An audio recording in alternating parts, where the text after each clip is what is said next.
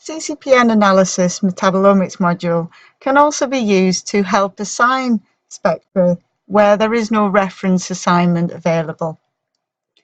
By using multiple spectra, such as the heteronuclear HSQC carbon-hydrogen spectrum here, and also a homonuclear HH toxy here,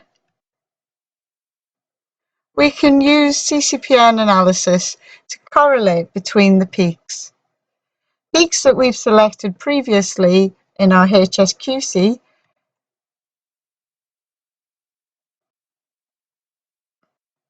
can be marked. I might remove the grid lines to make this easier.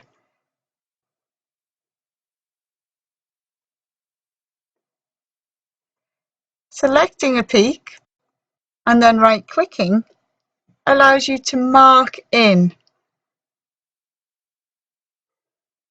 In this fashion, we can make mark positions that are shared between spectra, so that we can see that GLC11 correlates very well to this toxic strip,